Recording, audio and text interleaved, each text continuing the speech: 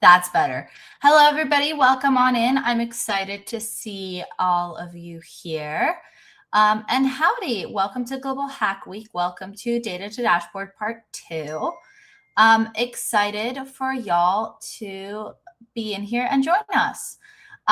Couple of things before we get started. First and foremost, right below my face and also going into the chat shortly is going to be our event check-in link.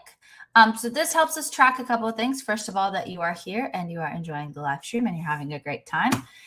So make sure that you go ahead and use that lovely check-in link right there to get, give us information, but also to be eligible for that sweet MLH Global Hack Week swag. So make sure you go ahead and use that lovely check-in link right there. On that note, I'm going to go ahead and put that one up there because it's a little bit smaller. It's also matching the QR code right about, hold on, there you go. Let me point in that direction, right about there. So you can also go ahead and see the QR code right in that top right-hand corner. That's other right, top left-hand corner there, and you can find additional information and everything else. But hello, everybody. Excited to see you all here. So let me start off today by giving a quick rundown on some of the things that we did during part 1. Just in case you missed it or you want to get caught up, you might want to start by taking a look at, some of the things that you might have missed. So start off there. Once we're done with that, we'll go ahead and continue on and let's add some new features and make some new fun stuff and add on things into part 2. So let me go ahead and share my screen here really quickly. Hello, everybody. So there we go. There's my beautiful, lovely little screen here. And so right here, we've got our built out set of, code information details from part 1. If you are looking to, find all of that information, you can go ahead and find that right on my GitHub page right there.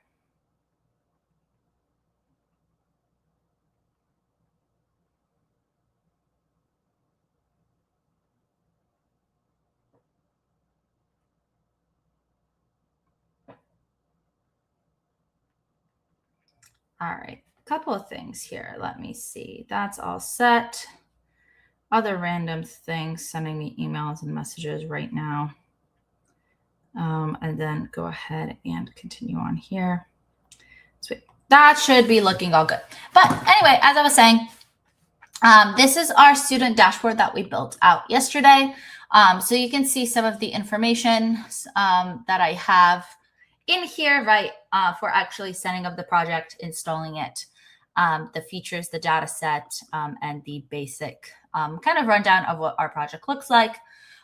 So if you are looking to follow along, what I would personally recommend at this point is clicking this nice little fork button, right? So this allows for you to create your own copy of the repository that has part 1 information in it. So if you were to, place it in some section, right, or one of your organizations, or in your case, your own personal home repository or account, right?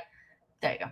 Profile. That's the word I was looking for, right? That's what I would personally recommend doing if you missed any of part 1.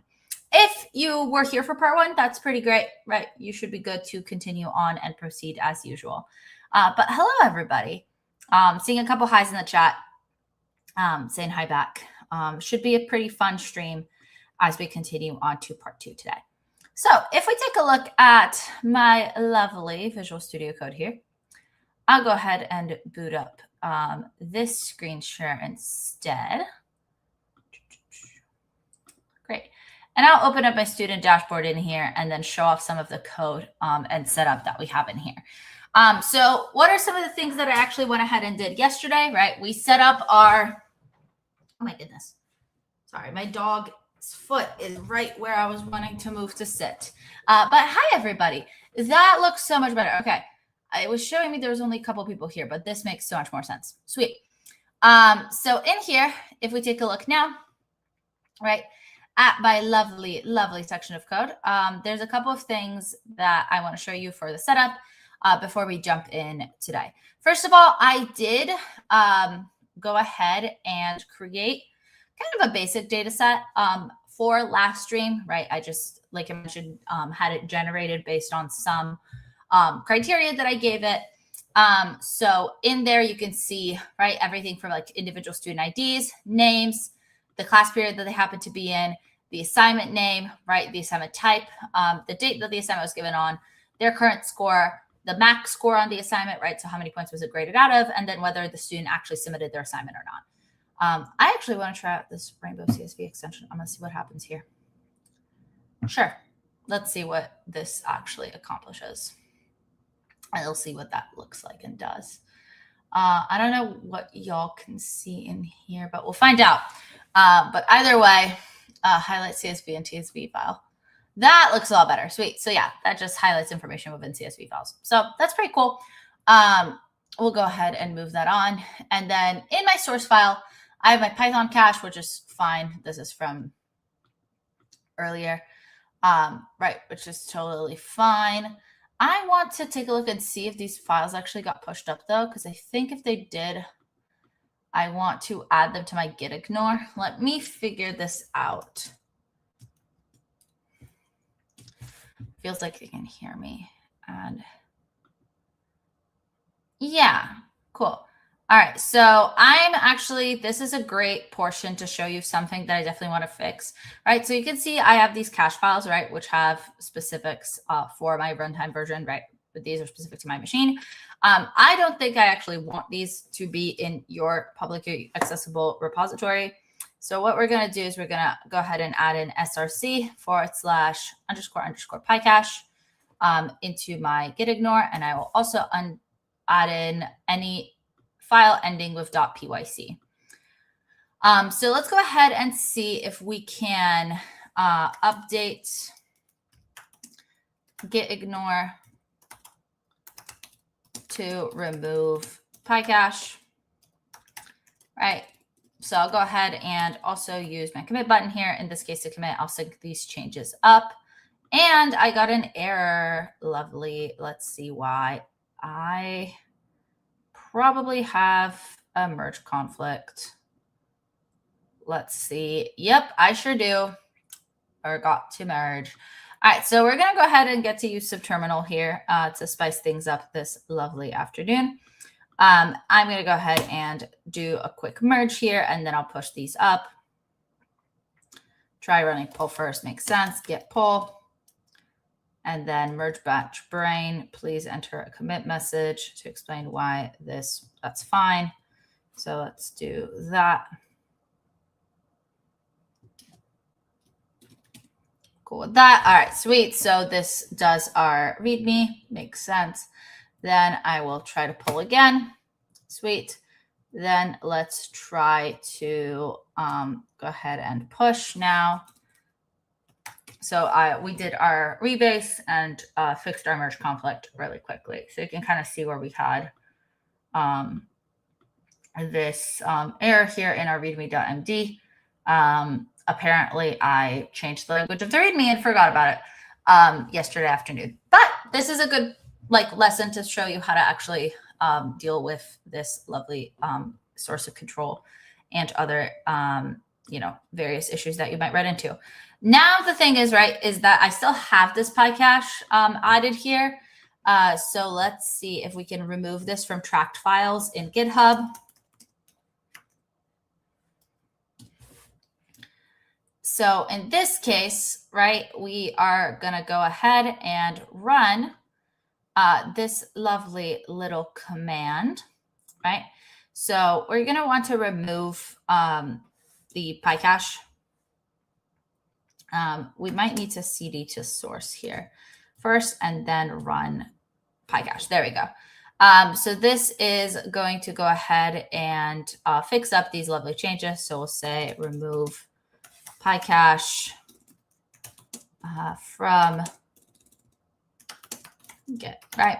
And this way we can regenerate it if we need to, but also we'll go ahead and have access to that copy as well. So there we go. That gets us in a solid spot here to continue. As I was saying, let's see if I go into analytics.py, we can see some of the other code that I've written. I don't want to spend too much time explaining the initial things that we worked on yesterday. Instead, I would love to run this actual project and show you all what I've made. And then we'll be able to go ahead and continue on in here. So let me go ahead and run my project. I'm going to cd back to my home directory, and then I'm going to find my command from yesterday, streamlit run dashboard.py. Cool. And so this opens up a nice little localhost window for me. It's going to be a little bit of me tabbing back and forth on screens here.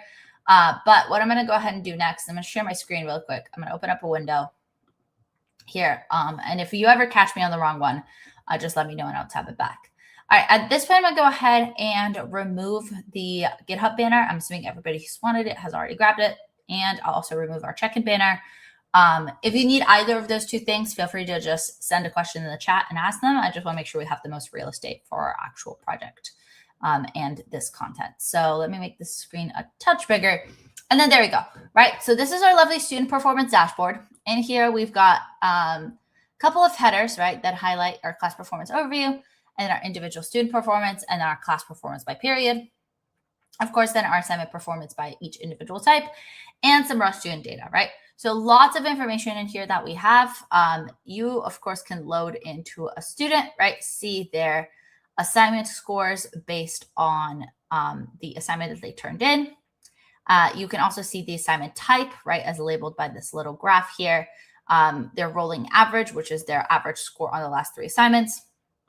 You can choose to not showcase any of the specific grades. So like you can only look at their lab scores, or for example, only look at homeworks, only look at quizzes, or only look at projects, right, to see specific, student strengths and weak points, etc.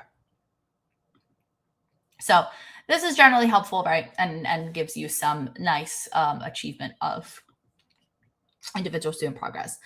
You can also toggle in and out this nice little dash line. This is just a rolling average of their grades. In other words, it takes the last 3 assignments they've worked on and averages that grade out into a score, right? So in this case, it starts at the same spot, right? Then their average is in the 80s because of this 85, 86, and this 70 as well, right? Whereas here, their average is closer to 75, 2 70s, and an 85 makes sense there. Cool. So that tells you a little bit about, kind of what to expect for this individual student performance graph. Class performance by period is based on, right, your average performance by class period. In other words, it takes every single student, whatever class period they happen to be in, and then says, okay, right, 1, 2, 3, 4, 5, 6, these are the current grades in those classes. So you could see kind of individual trends of like, is there a class that is performing poorer in particular? Is the class that is performing better? So on and so forth. You also have these lovely little class performance trends over time, right? So these are running through, is there a particular day that can, result in poorer class performance and whatever reason, right? For example, like 5th period, maybe this class did worse this day because there was a fire drill or some other millionth thing that happens in education. Or in general, maybe 5th period, has had one of your higher scorers be absent for a couple of days. And so that tanks your average too. There can be so many different factors in here, but it's nice to just kind of have a visual of every class's performance and see what they're doing approximately. Helps you point out any positive or negative trends in either direction, right? So for example, or, helps you reflect better on your own teaching practices, right? Is there a class period that performs particularly better, right? If that's always first period, is it because you're running through the material for the first time, so you remember to teach everything clearly? On the other hand, is it 6th period? Because that's great, you've run the material 6 times, right? You know kind of what is the win or not of the day. And then, of course, you have your assignment performance by type. This breaks down the average homework, lab, project, and quiz score for all of your students. Right, gives you just a big overview of that information. And then last but certainly least, your raw data. So this literally just lists every single student in here and showcases their raw student data, including all of their information. So what I would like to do here is just some kind of nice quality of life improvements. So let me start by doing a couple of things.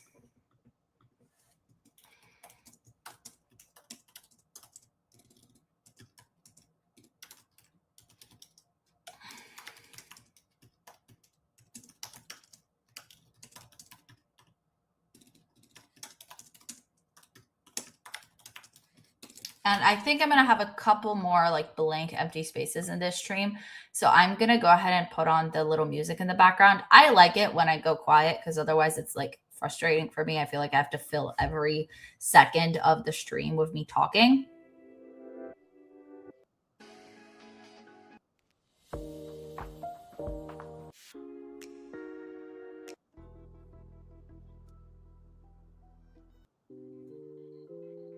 All right, I'm going to turn it really low, right? So it's hopefully just something in the background. If, like I mentioned, it's too distracting. I know some people get frustrated with it. Just let me know. I'm always happy to turn it down or try to find a different soundtrack that's similar. But like I mentioned, I like to have it when I have more awkward spaces.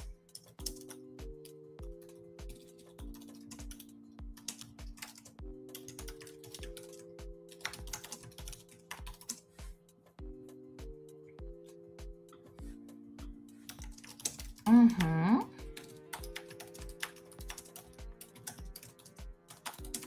I think what I would also like to do is hear from somebody if they have any particular features,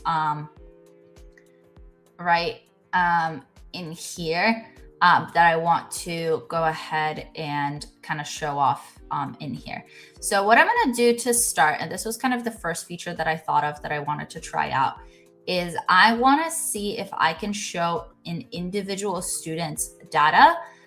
More specifically in here, what I mean by that is I want to be able to see if I can show off, right, in dashboard.py, just kind of have an individual layout of a student's performance, right? And then their actual individual here. And then I want to see if I can try in here and do our at-risk students again, because that is what we kind of worked on earlier. So let me see if I can add this back in here. And so I'm going to make a quick comment that I added this back. I'm not going to test with just this one portion because then I'd have to flip back and forth. Actually, let me test in here on my personal. Perfect. And I do get a quick summary of the amount of at-risk students I actually have. So that's a cool little shout there as well. I've got a couple things in here.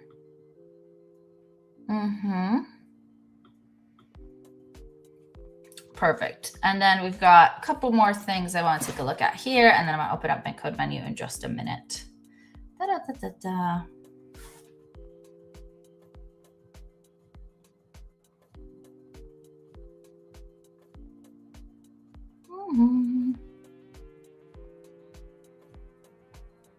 Today's stream, I feel like I have a lot less of like a set plan going in. So I still have one. But like I mentioned last time, I had to make a couple of changes because we got through so much yesterday, which is cool on the one hand, but also in here. So we've got our graph here with our student name and our individual class period, right? So student name, student class period, the select box, and then, so after our student graph, we're going to go ahead and try to pull an individual student's assignment data. So I'm going to try to start with here. So we'll try with doing that. So we'll do a subgraph of performance of student over time. We'll also do another, or subgraph, I'm goodness, a subheader, another. So that will be student assignment data, right? So we'll put student assignment performance, right? And in this case, yeah, we'll go ahead and correct that as well. Yeah, my goodness, cool.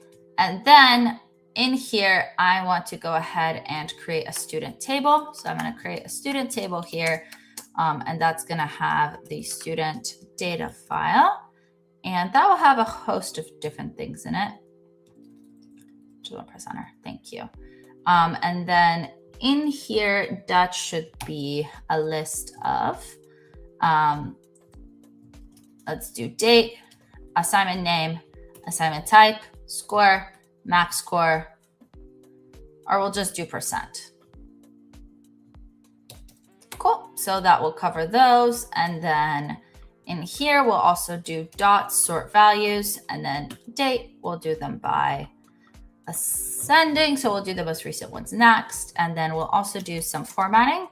So student table dot date, we'll do day, month, year.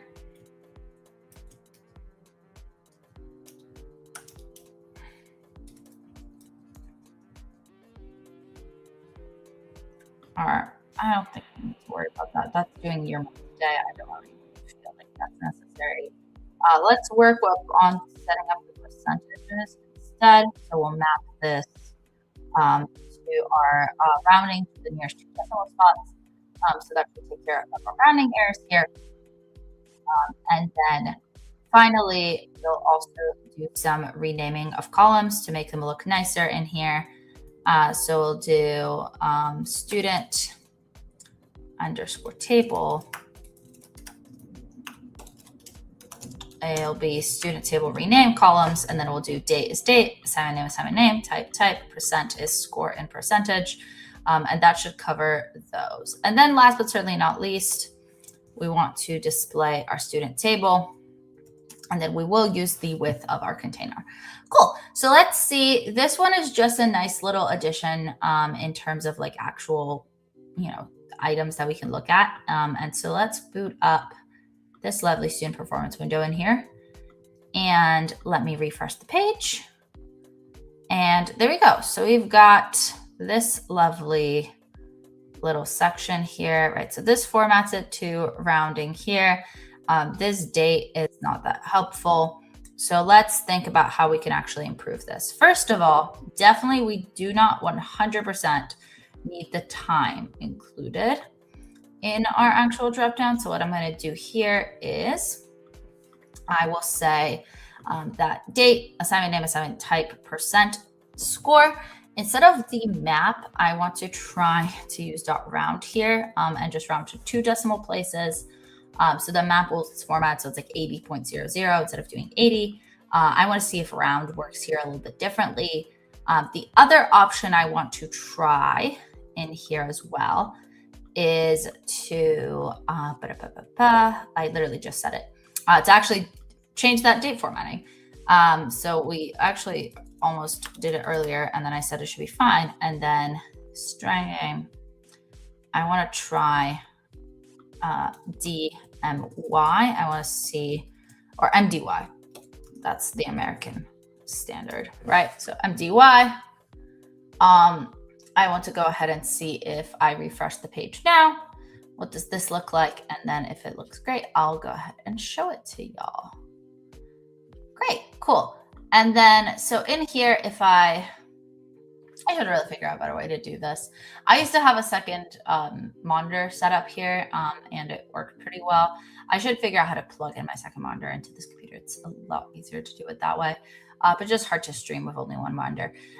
Anyway, so then we've got the dates, right? The assignment name, the actual, right? The actual,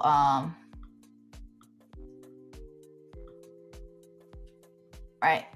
The actual assignment score, the debugging challenge, right? The assignment type, and then the score, and then now it actually rounds those a little bit nicer. Let me see if I can find a student who has gotten a score of something unlike it. I don't know if we have or like a percent score or something in here, but either way, it's not a huge deal in either direction. What I did, however, notice in a little bit is like, if you look at something like Benjamin Jones, you'll see that there's like, if there's 2 Benjamin Jones, it shows me the scores of both Benjamins. And so I actually want to split these up a little bit. And so I'm gonna think of how I want to do this.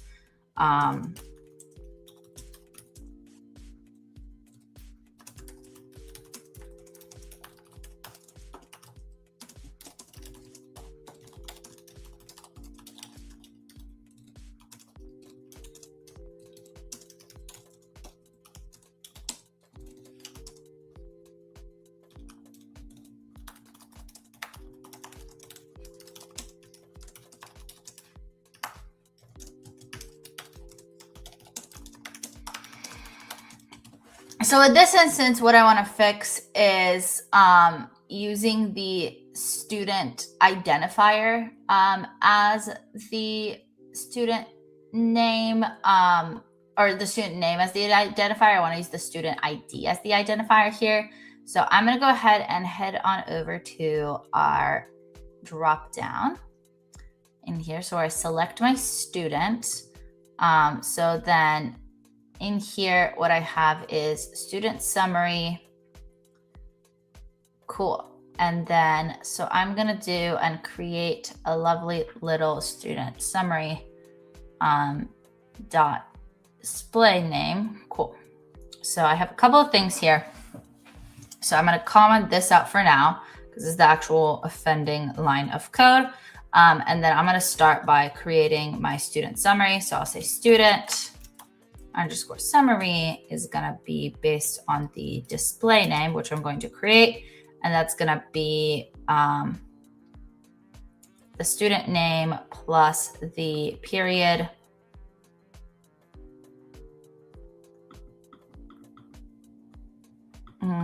plus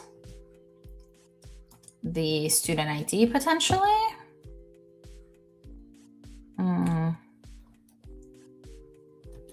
Yeah, so let's start with that. So student ID, period, and then we'll do, in here, we'll do this in actually brackets, right?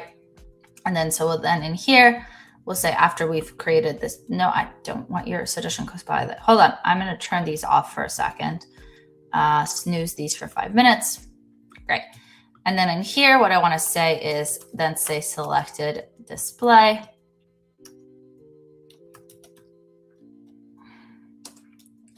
Will be st.selectBox, not select either, select box with the select student tab here. And then I will also tab this over down, select student.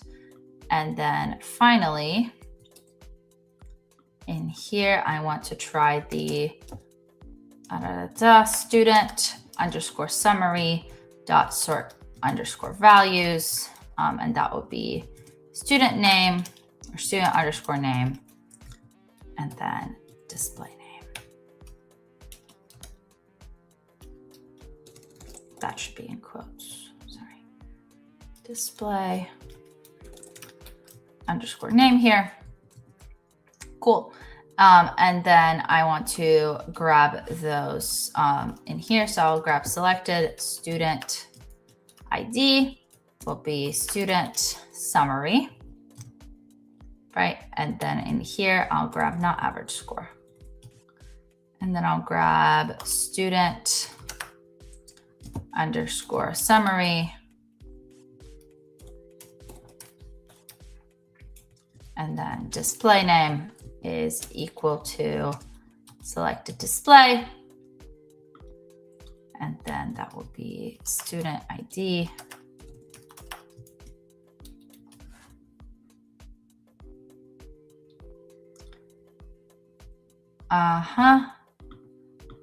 Dot ilock and then 0 here.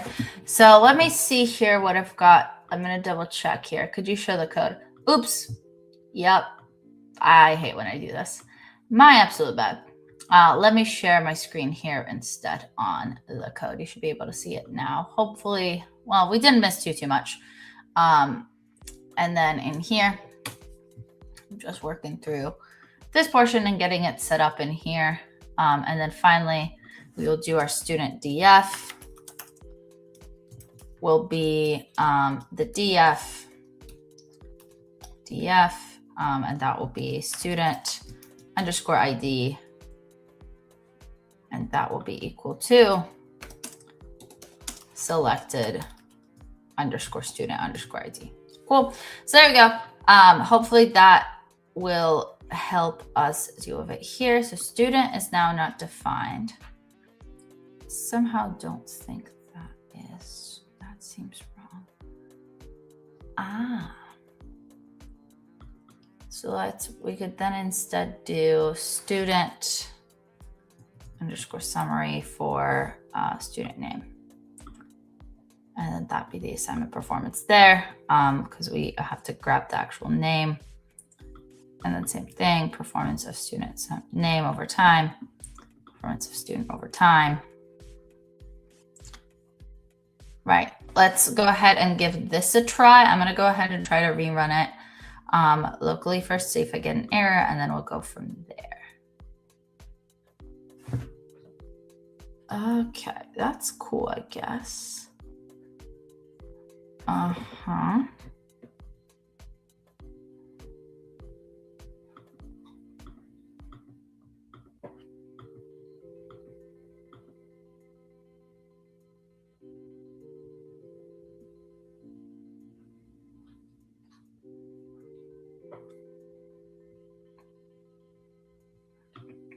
All right, so let me show you this so you can kind of see what I'm looking at right now, and then we can figure out how to debug it together.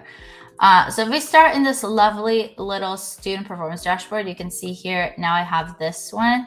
And I'm just gonna, so I do still unfortunately have some duplicates in here, right? Where I could have like a student, right, that belongs to a different class period with the same ID. But the benefit now is, right, if I look at Scarlet Mirror from 4th period, and then I look at Scarlet Mirror from 5th period, right, these, they actually have different individual grades.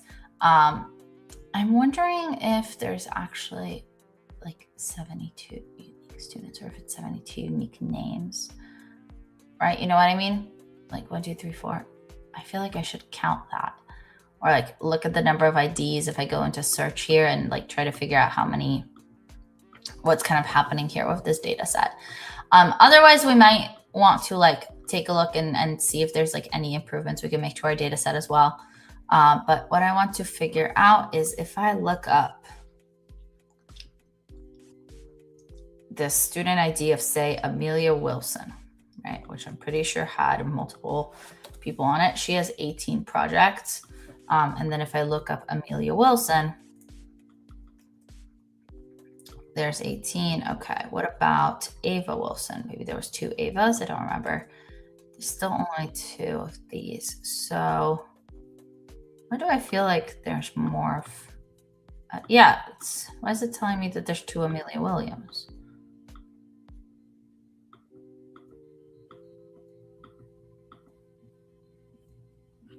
So I'm looking for Amelia Williams. Apparently there's 2 of them. Okay, no, there are. Cool. So there are 2 sets of Amelia Williamses, which is kind of annoying for the purposes of this exercise, but still, you know, totally fixable and doable, and we can fix up here. The other thing that I wanted to figure out, though, is this weird how we were writing the like students info here, like how it says 0 Jack Brown, 1 Noah Brown, 2, like all the way through until this like here. So select student.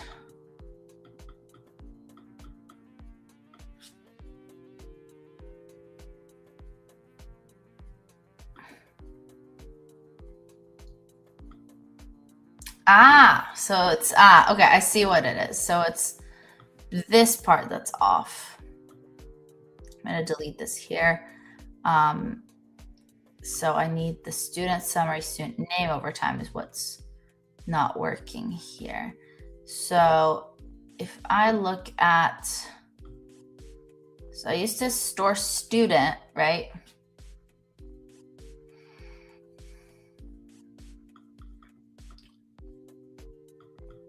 So I used to just be able to like pull a student's name, right? And then could do that there. So I want to see if I can figure this out.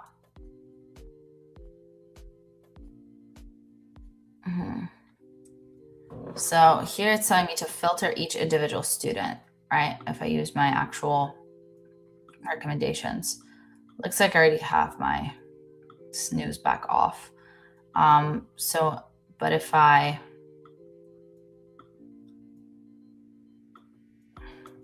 there you go. And then in here, right, so that if I refresh this page, theoretically performance. Yep. So once I fix that, it kind of goes ahead and fixes that up as well. So there's a couple of things I want to fix in terms of this part. I think we'll remove the ID, the period from here. So we'll do ID, that right there. Right, and then select student. And then in here, whenever we grab, so this would be assignments, details for, and then this student here, because we already grabbed their class period, so that's totally fine anyway. And then in here, right, we grab that data table, showcase it and display it. And then in here is where we want to do performance of overtime for that student, right? So that's where we write that long string to actually take a look at it. And then same thing, performance of student overtime. And then let's take a look here and see if I can refresh the page. Cool. I'm going to go ahead and show y'all this part now. And one of this lovely major improvement. Great, right? So now we have our total students, our average score, at-risk students, our lovely little database and information, so on and so forth, right? Our date, our assignment type, our actual score, their performance over time, class performance by period, and then raw student data potentially as another option. What I think I would like to do right now is potentially just comment out some of these more class-based things and see if we can focus on this individual student drop-down, right? So let me see. I'm going to just comment this out. And I know that might seem a little insane. But in this case, I want to focus on like really building out that individual student view. And then we'll see later if we can get like class breakdown, maybe on a separate section of the screen as well. So if anyone's following along at home, we'll go ahead and do that as well. Could you provide the clean data file? I haven't even cleaned it yet. So yes, sure. Once I have it, it'll be updated in the GitHub and we'll change it as well. I'm going to go ahead and, like I mentioned yesterday, I asked AI to help me generate it for me. So I'm going to say, okay, let's see. Let me create a new chat here. I'm going to upload a file. Document. Where is my student dashboard? Data, and then this asset file. Great.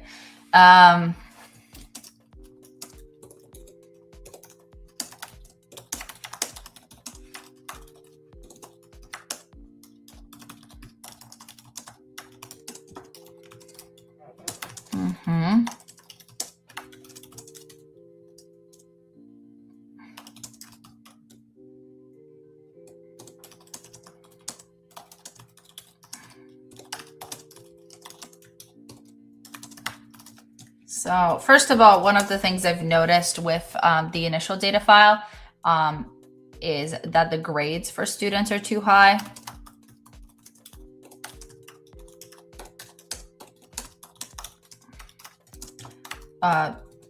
There should be more students with D and F grades.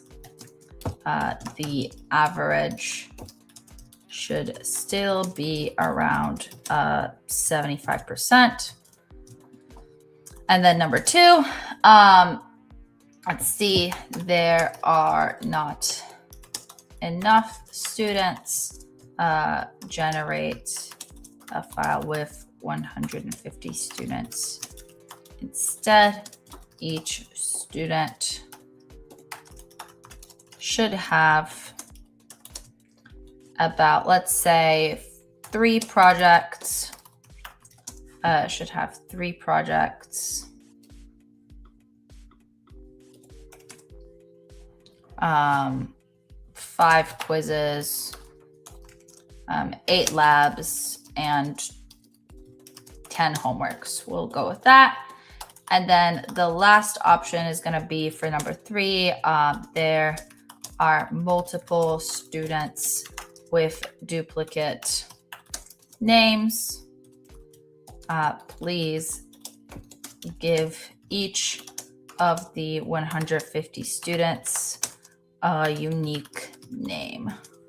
So let's start with that. And we'll see what we can go ahead and generate out here. So it's probably going to take quite a while to think here. In the meantime, I had the worst drive home pretty much ever. So I barely got a chance to take a breather in between my streams. I'm going to take a 2-minute break to go grab some water while this file generates and make sure that we're in a good spot. And then I'll be back in just a little bit. If I can find my little background.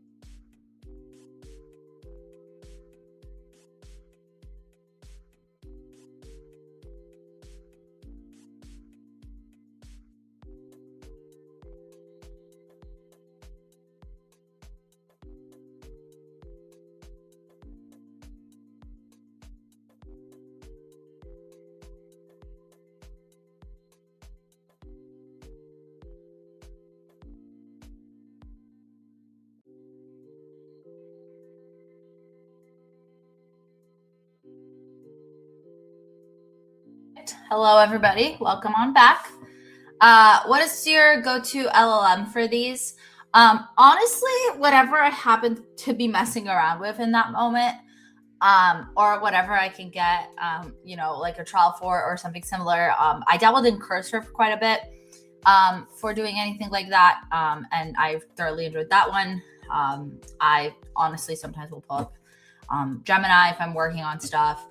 Depending on like access to the free tier or the pro tier or things like that. I mostly just go with the best model out there for what I have, and like sometimes for streams that ends up being chat just because I have the open portion there and so on. So I have my lovely data set here. Why is there an assignment number? What? No. Oh my God, hold on. Assignment number, what does that even mean? I didn't give you an initial one with assignment number. See, this is what happens when you ask it to generate something and you're not super duper specific in your instructions. Okay, the file you generated does not have all of the required info for each student. Each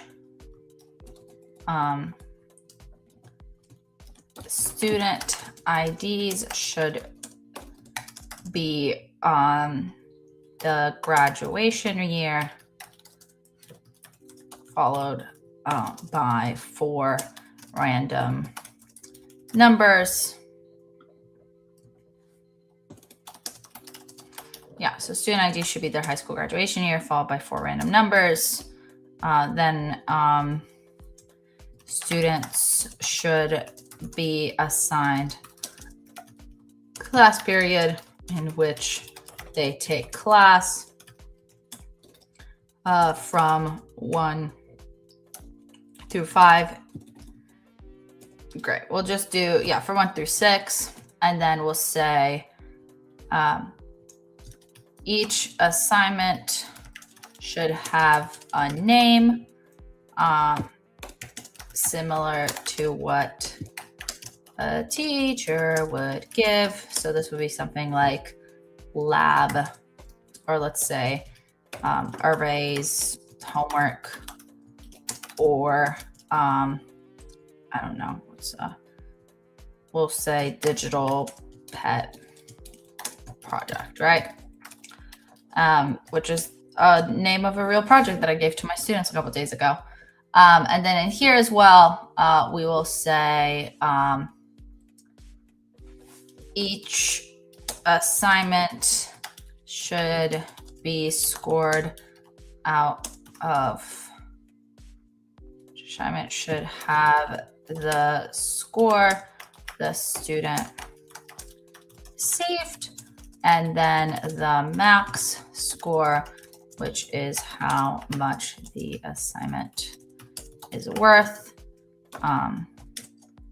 This can be 10, 50, or 100 points, which is how my gradebook works. And then there should be a submitted flag for each assignment to show whether a student turned their assignment in. Let's see what this comes up with here. I may struggle with this. This is a relatively large prompt, and I'm asking it of a relatively high amount of content here, but we'll see what it comes up with. We can kind of dabble around and see what happens here. Obviously, it's a large data set that I'm asking for. And I am on a free version, like I just mentioned. So we'll see what we can actually gather from here.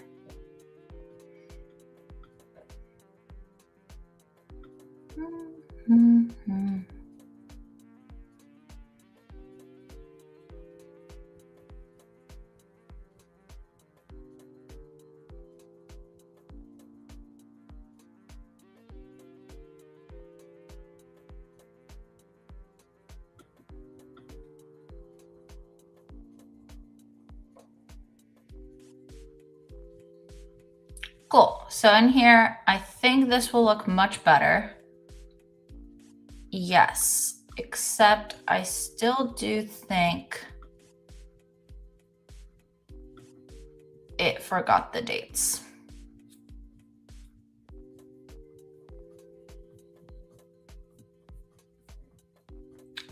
That's so cool.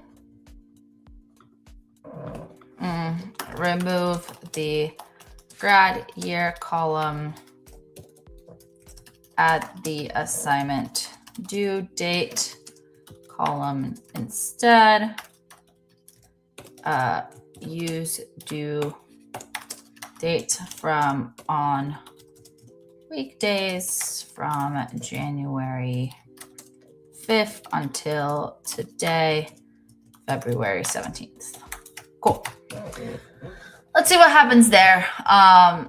That'll be hopefully enough. You know, every time I think it's got it, it does not in fact got it. So I'm going to go ahead and delete a couple of these things in here. I've got a couple of extra things that I want to worry myself with here.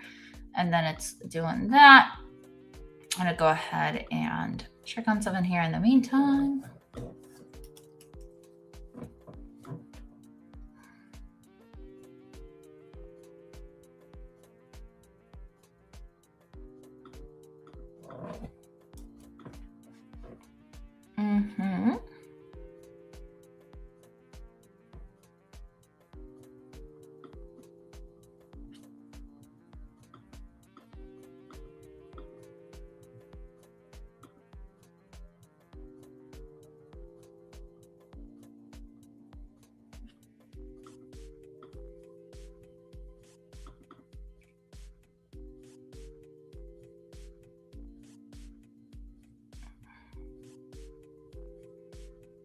That looks a lot better. Cool. Okay, sweet. Much better. Okay. Oh, this is so funny. Apparently, half the students in this class are named Alex.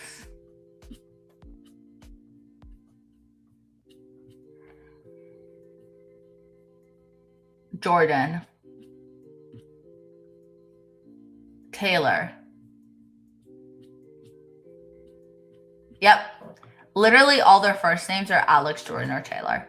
That would be such a nightmare class to teach. And on a real note, so let's see. I mean, I'm going to keep it. It's probably the best one I've got.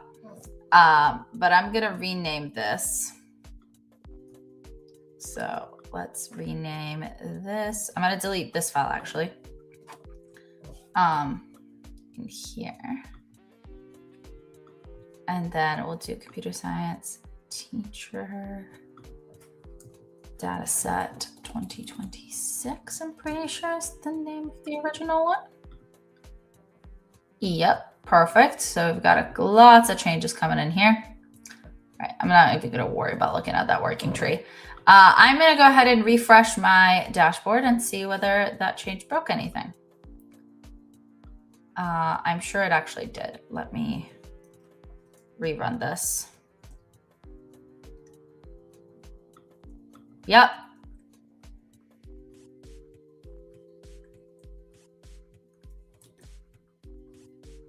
Okay, now I need to look at my file again really quickly to figure out what the due date was called.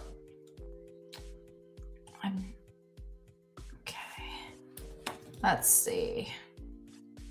Let me pull up my GitHub file here. This is what happens when you try to see if you could figure something out last minute, which is totally fine. You know, that's part of the fun end of the struggle, right? But I was like, oh, I can just use a random test data set. And I was like, no, I don't like the fact that every thing, but now I'm like, I hate the fact that every student is called Alex. It's date. It's just date in here.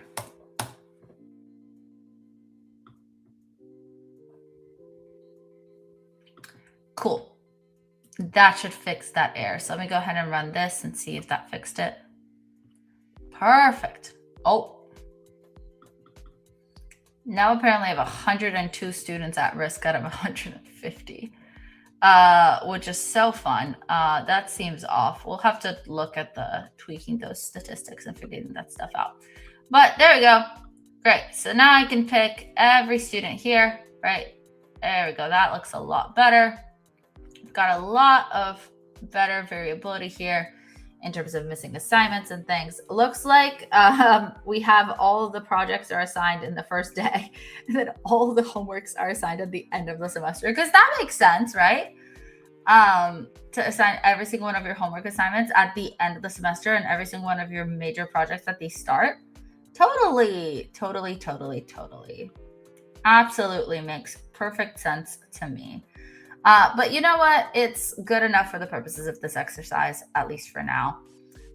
So that's a decent amount better. Looks like we lowered our average score. And then I definitely want to look at my dashboard.py. I'm pretty sure in my... So if their average score is less than 70, let's change that into less than a 60 here. To see how that affects my number of at-risk students. 17, that makes more sense. I did tell the AI to kind of mess around and lower the grades a little bit, but I did say to try and still stick to a 75% average. So I think it definitely missed that mark. And in addition to naming every single one of these children, Alex, Jordan, or Taylor, which is really funny. But great, this graph looks pretty solid. I want to think of some additional like individual student features I might want to add in here, right?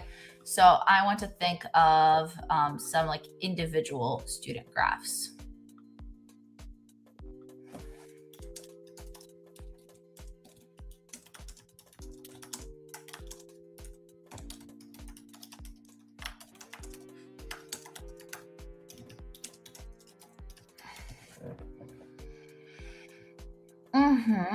So let me go ahead and remove this here. I'll go ahead and share my VS Code as we go ahead and continue on coding here. Let's think about what other options we could have.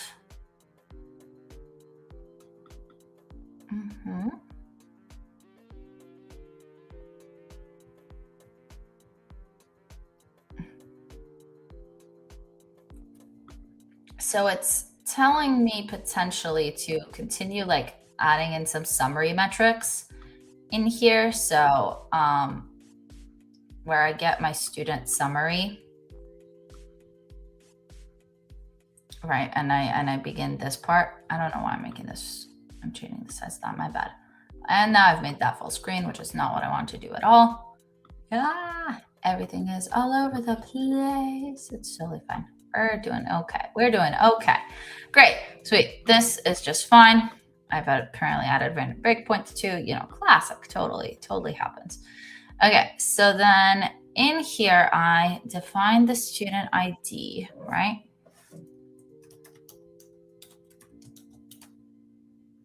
Yeah.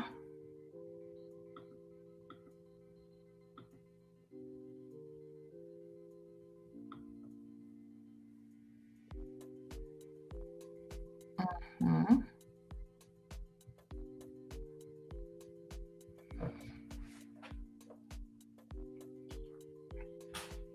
So it's telling me to include the student summary metrics here, right? So selected student ID is the student summary of this part, right? So this is in here. It's telling me to go ahead and add in some additional, or like for ideas of what we could add are some additionals here and here. So we could set up student underscore name will be student underscore DF, and then student name, and then class period will be student data file class period, and then average score is their mean, and then missing count will be their student underscore DF. Did we get rid of is missing when we changed the data set? We did not. So instead of in here, we'll do submitted, and then wait, just had a suggestion. Equals false. Hold on. Shape 0 maybe? We'll see if this works. I want to see. I don't know how this is going to work. So I'm going to go ahead and try in here a to do. Check this line. If broken, we'll keep that. And then our missing count and then our assignment count.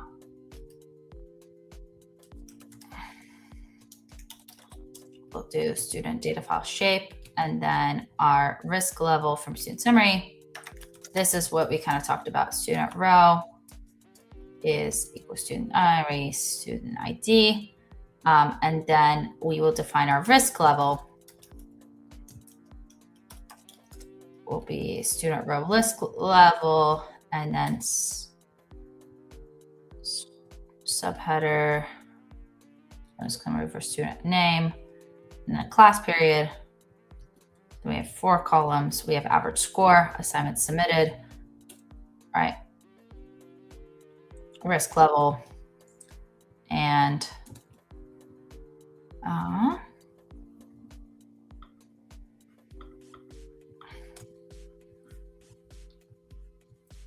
then missing assignments.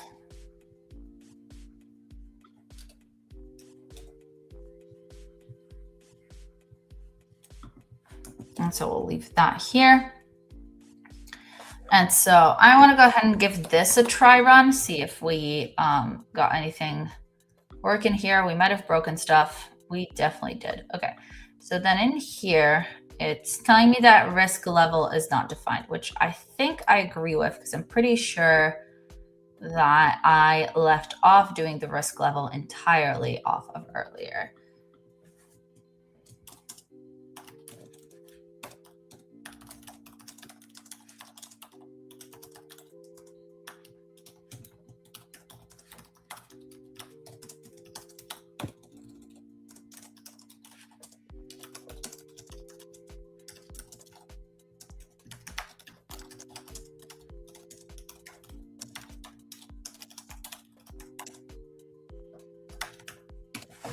So let's see if we can figure this out and continue on from here.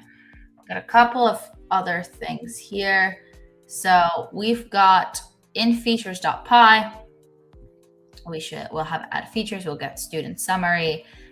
This is where we'll add it. That's what I thought. So we will calculate the risk level, right? And then in here, go ahead and say, yeah, student underscore df will be pd.dataframe will return a float. Fun, because it'll actually try to calculate it.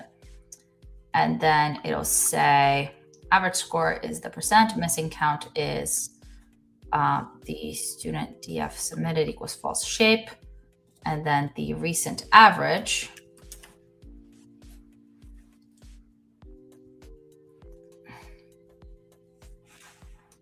that will be the tail end. I want to get the mean of that. Then our risk score will be 100 minus the average score multiplied by half plus missing count multiplied by 0.3. Okay, plus recent scores.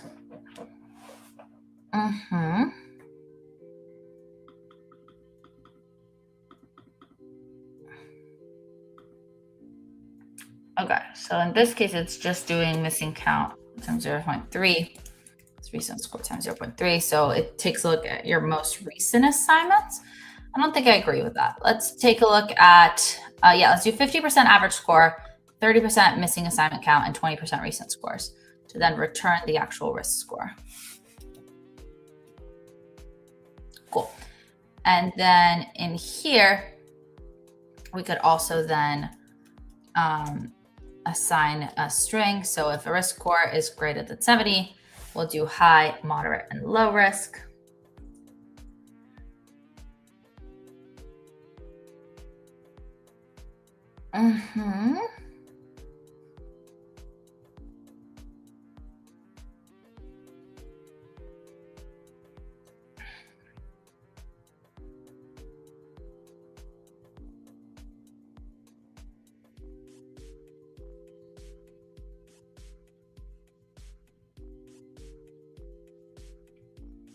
And then we actually want to add the risk levels to the summary. So then we'll do add risk level, student summary, data frame, and then great.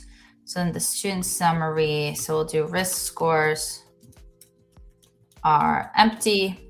We'll say for student ID and student summary, student ID, student data file is that student ID, score dot calculate risk score, append risk score, and then student summary risk score is risk score.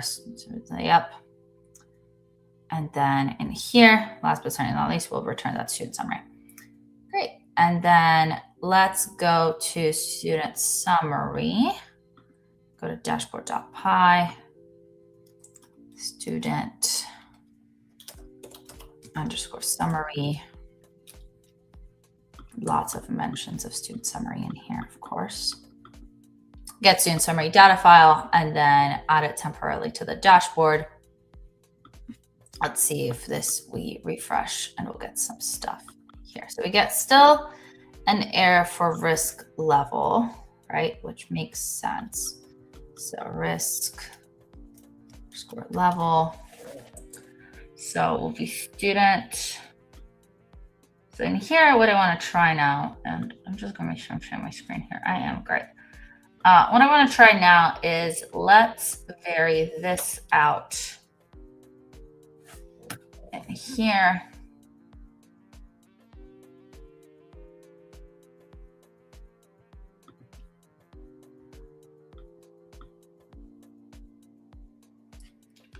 So I still get an error here. So if I copy this, and then I want to fix this error.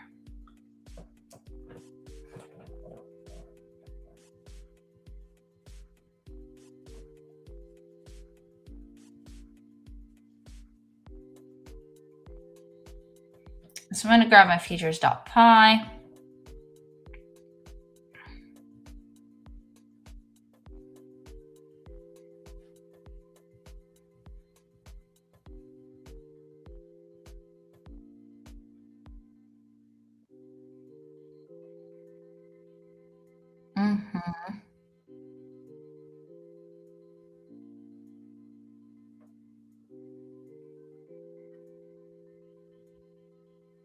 I need to actually add the risk levels. That makes sense. So when I load into my data, I need to do student summary.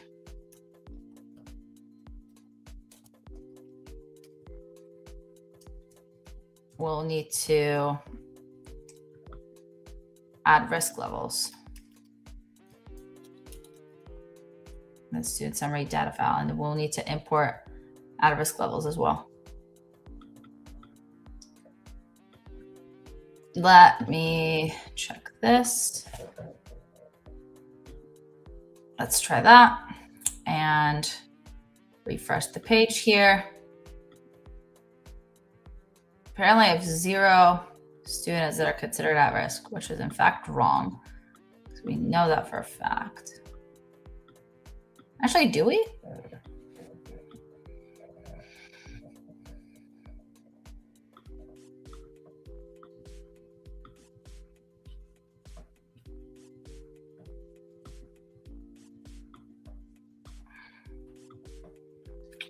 Yes, it looks like it's calculating our risk too low. That student should definitely qualify as high risk. Really quickly, so I'm on here, you can kind of see what I'm showing off here. Obviously, I've decided to kind of take my idea and make it 10 times crazier, right?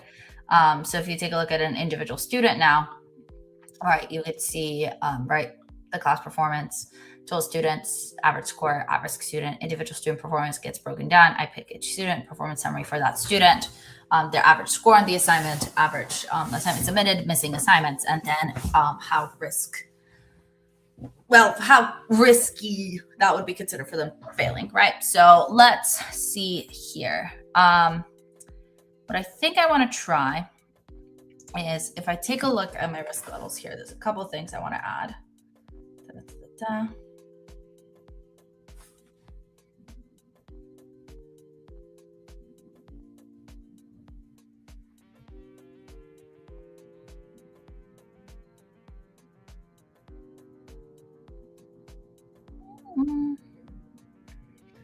I just got a couple of reports that the stream must have gone down or might have gone down for a couple minutes. So just in case you're having trouble, right, feel free to refresh the page, join back in. Looks like I lost a couple of people in the audience. So I want to make sure that we are all good to go. And then let me see here. So I want to see, so currently risk score is between 40. So I think what I would like to try to do here is let's try to do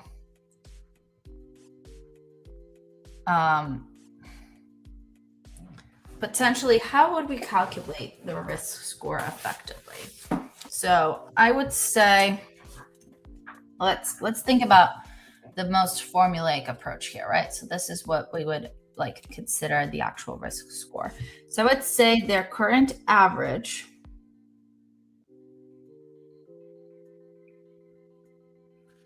right? So maybe 100 minus average.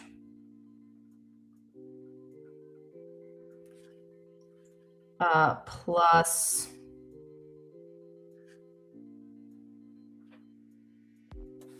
and then how many assignments did we say there were? I remember talking about it and I literally don't remember anymore. So if I look at here, I think we did what? 26 assignments per student. So there are 26 assignments. So let's do 100 minus their average score multiplied by 0.5, right? So plus, let's do, just to make it easier, I'll give them one free assignment as freebie, right? So they can have missing assignments. So let's see. that means the number of missing assignments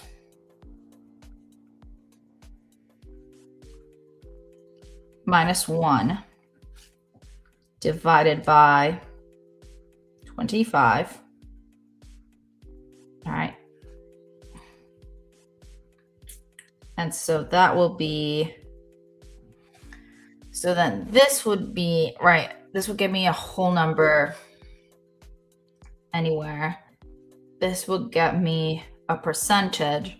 So let's multiply that by 50 to get that number in here. So I want to try this. So I'm going to do 100 minus average score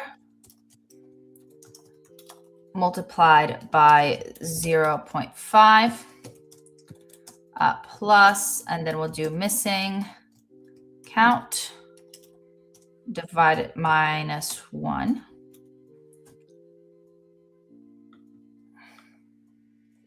Because everybody is allowed one mistake. Divided by 25, multiplied by 50. I just want to make sure that we don't have enough students that would be considered at risk here. So let's then, that means we don't even need the recent scores here. So we'll do that in here. I'll see, oh, forgot to share my page again. And what I just did is I went into features.py here, and then went ahead and updated some of this part, right? So I've got now my average score and my missing score and all of that. So let's see in here. If I were to rerun this, I'll probably have to spend a bunch of time cleaning this back up. That's totally okay. Still tells me I have 0 at-risk students. What about Jordan, whatever her name just was? No. See, now I feel like none of them are at risk. Because I feel like this formula makes no sense. So this is 100 minus average score. So that's, let's say like 12, right? Multiplied. So like, let's say they have, as an example, let's say they have a 60% and they have 6 missing assignments, right?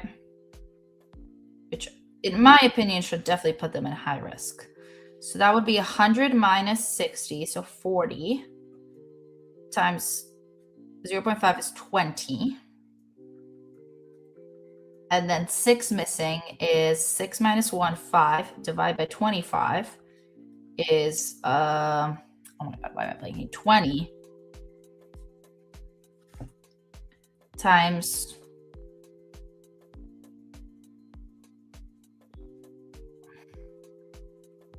50 again. Well, I guess that's 0.2. We're being specific. And then that multiplied by 50 is in reality 10. So then, yeah, a student with a 60%, 6 missing assignments gets a 30% or 30 at their score. So what if we lower the threshold? If we say, like, what's the max score you could get, right? Realistically, the max score you could get, you have a 0%, right? And you have 25 missing assignments, right? In which case you get 100 minus 0, so 100 times 0.5 is 50. And then 25 divided by 25 is 1. That multiplied by 50 is still 50. So yeah, your max score is 100. But that's a kid who's really doing bad. So, like, what you could do is then, if you think about your risk scores, because then your risk score, like, if you think about the kid who has like a 90, right, and no missing assignments,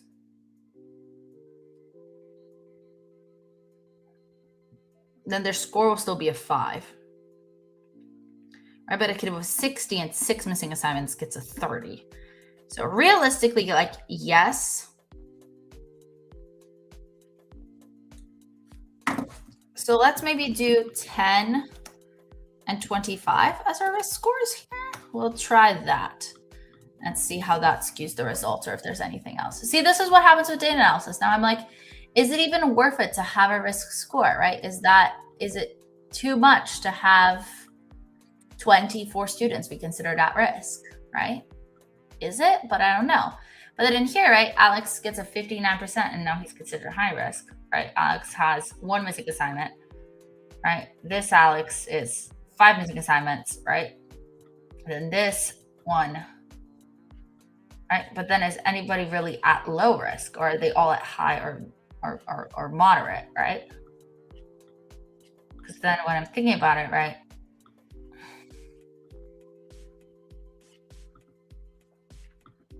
because with the way this data set shook out, I don't think we have any insanely high scores, right? Like most of our students have, well, grades are not that great.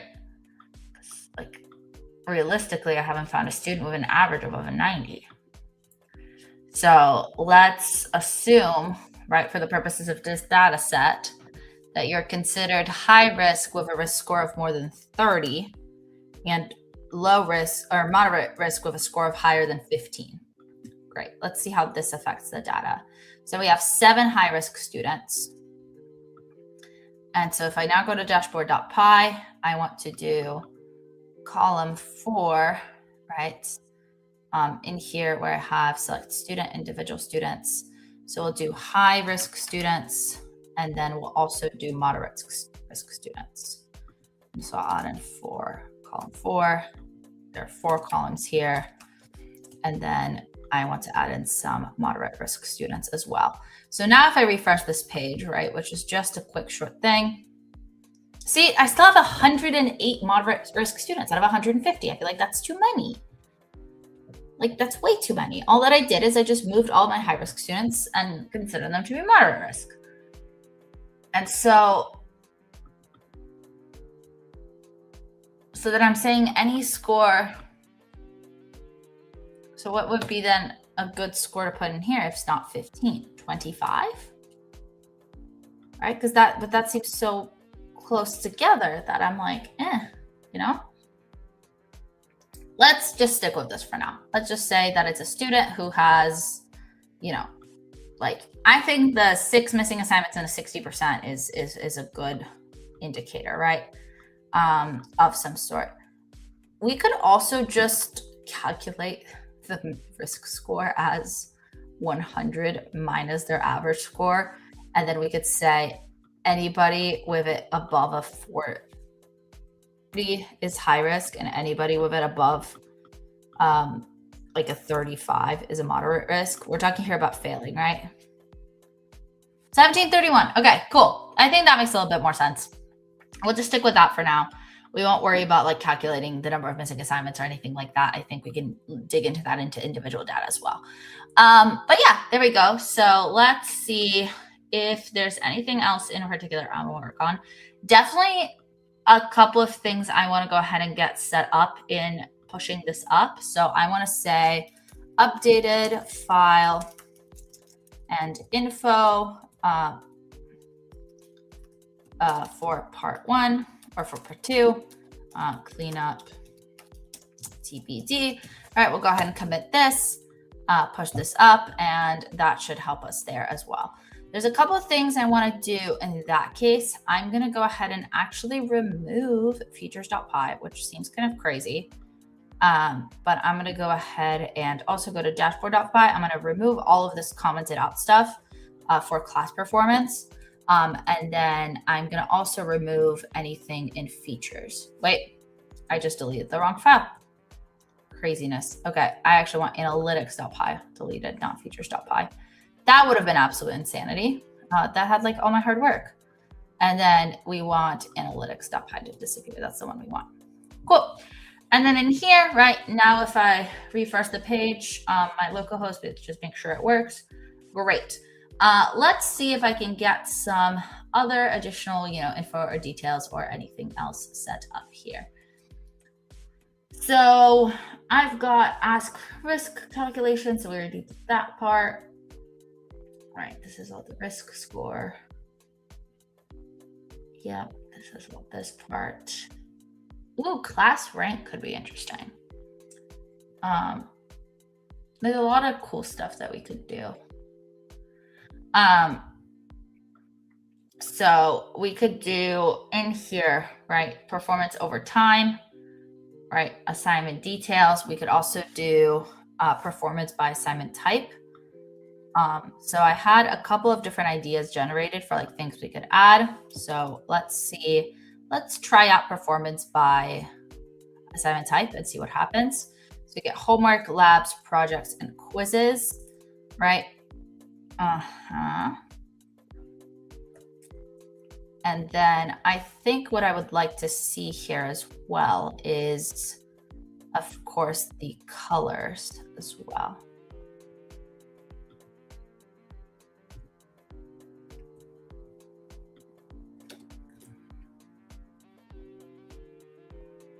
All right, homework, lab, project, quiz. So we can kind of see differences between these. And then we also have the missing assignments table that we could add in for each student. So then we could say, I would say that would probably go down here, right? So our missing assignments, right? We get, if they have no missing assignments, then we can go ahead and show off that portion, right? Why is this so far indented? Ah, I see. Got it. That's an if else. That makes sense. And then in here, right, we've got some missing assignments. For actually formatting these, we would want to stick with that date format that we grabbed earlier as well. So I think there is a portion in here that where we format the date. Yes.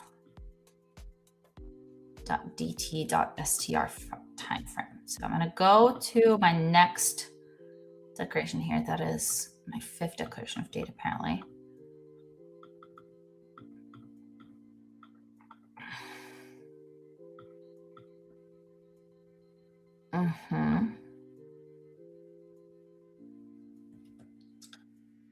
But I mean, there is a way for me to display the assignment details.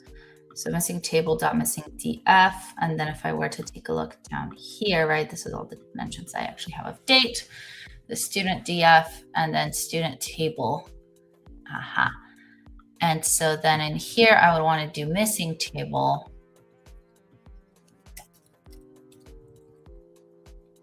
Yeah, perfect. Month, day, year. Sweet. So let's do that.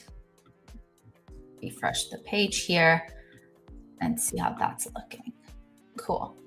All right. Sweet. Assignment details, performance over time, missing assignments. Great. Dates look much better. And then if I grab the missing data file, right, missing assignments here, we've got all of these. Cool. I'm actually going to move this up above this graph. Not the performance over time graph, but the performance by assignment type graph. This is telling me, yes, the bar graph here.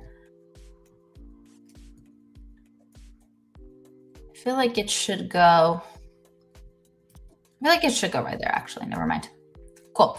And then let's see what other features we could potentially add in here. So we have, oh yes, the recent performance trend that we kind of started hinting at earlier. And so if we take a look at this part, we could do in here, right? Then we would do something like the recent performance trends, right? And so in here, right, what we could do is we could grab each individual student score. And so I want to take a look at the last 10 assignments. Cool. And then recent average. Great. We'll do that. We'll do recent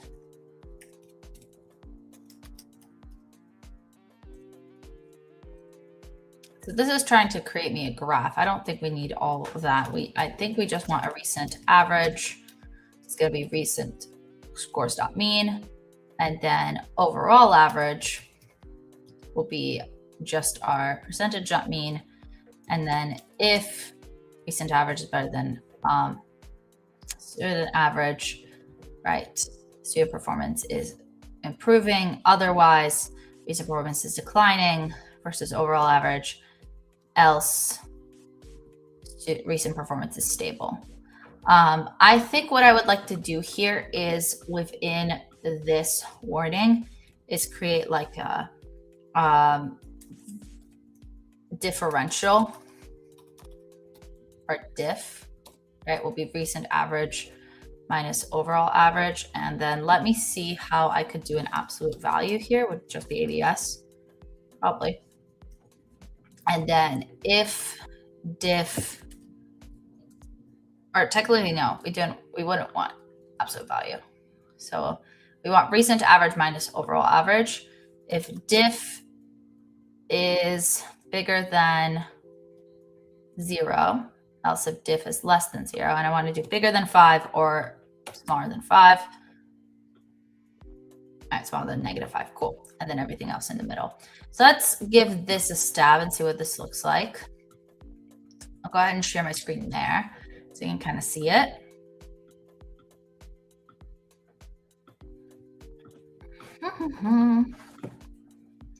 Cool.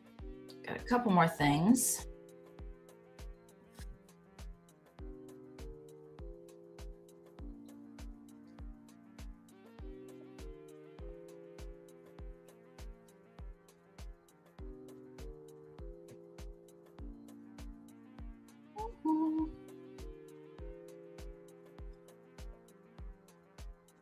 So you got a couple of things there.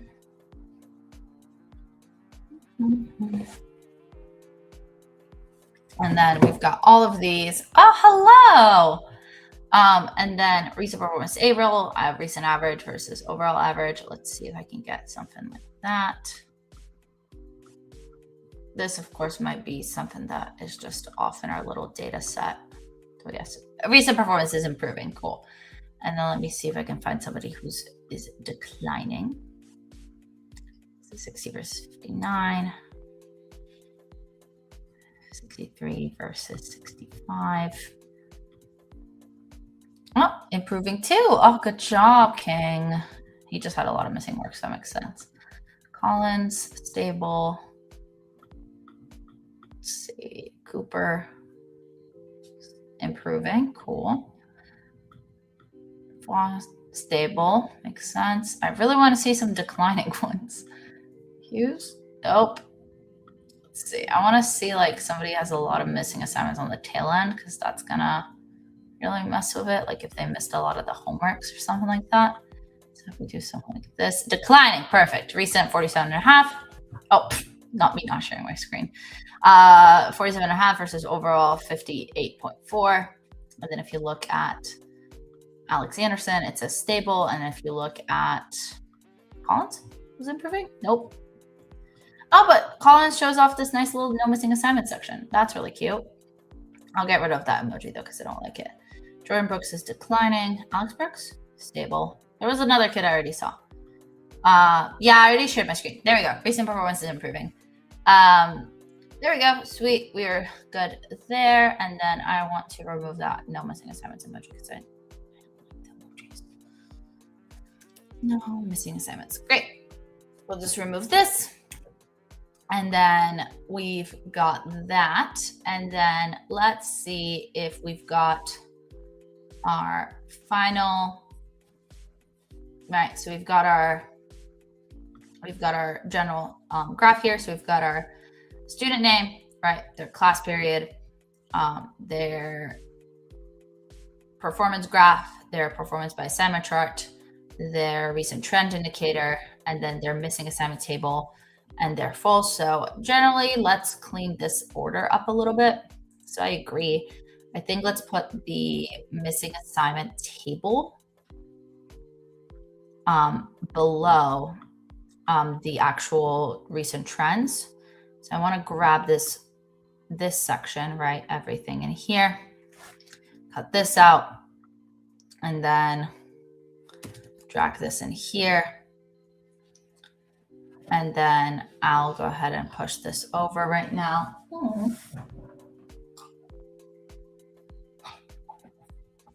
Sorry, my dog's upside down.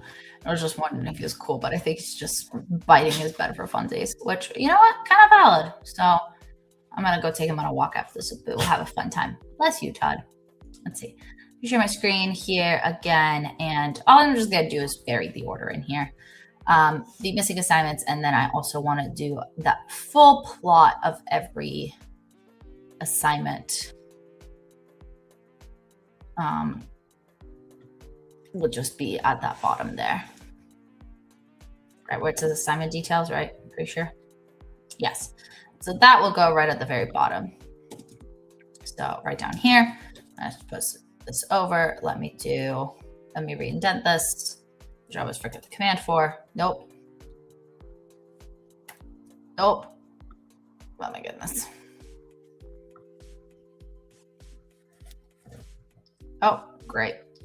Looks like I got an error too when I redid something. So let's see. Okay, no, this looks fine. Great. And then we've got all of this stuff set up nicely in here, right? I think this more than covers this option in here of all of this lovely little detail, right? As you've got our nice little setup here of just a ton of lovely little information. So let me go ahead and push this up, and that's say removed class analytics. I'm going to go ahead and show you back my VS Code here, and then I'll share screen. Change this, right? Removed class analytics. Added more individual analytics. Cool. So this covers, right, plenty of other information that we could go ahead and add in, right, which is pretty helpful. Gets us a nice big gambit of pretty much anything that we could want. And then in here, right, as we go ahead and take a look at this, we've got, lots of different little features and things in here, which is pretty helpful, right? And gets it going nicely as far as we can start. I'm going to go ahead and exit out here. Apparently, I need to restart my VS Code to update my live preview, but I don't think I'll be doing much live preview anytime soon anyway. It was mostly something I was testing out for class. And then let me see here. Let's go to my GitHub, make sure that that PyCache, that PyCache got removed. I'm going to go ahead and share my web screen here for a second and show y'all what is up on the GitHub. And then potentially make some nice little last minute cleanup changes in here. And then, right, and then that in there, right, is all set up. So I think we are all good to go here. Right, let's get some last minute cleanup done. And so thinking about last minute things to clean up that we might want to do, I think I'm going to go ahead and jump in here to this readme.md. I'm going to go ahead and open up my, not my agent mode, but maybe my edit mode, and say, update this readme D with more accurate instructions for how to install and run this project locally. Cool. Let's see. All right. And then take a look at the updated readme.md. Perfect. It's loading in. Sweet. So features, data set, project structure. Cool. Scripts.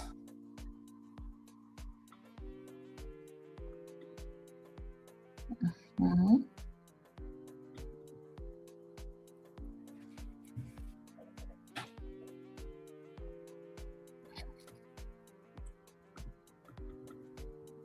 Cool. So, I mean, we'll keep these changes, but there's definitely a bunch of stuff we want to change. So student dashboard, data, right? And then computer science. And then this will be our source file, right? Which is in fact in Python. right? And then this is clean data.py. And then of course features, we deleted analytics.py, so we definitely don't want to keep that, right? And then of course, requirements.txt, right? And then here, this would not be that part. I take that, that's flashing. So I'm going to go ahead and do that. In here, right, instead of requirements.txt, we also have dashboard.py.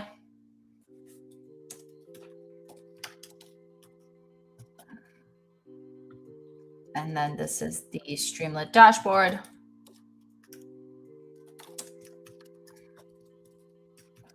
And then in here, right, then we've got, of course, features.py, right? This is why we don't trust the AI and what it writes randomly.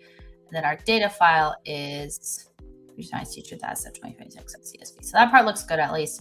So data source, and then requirements.txt, and then dashboard. Cool. And the prerequisites, Python 3.8 higher pip.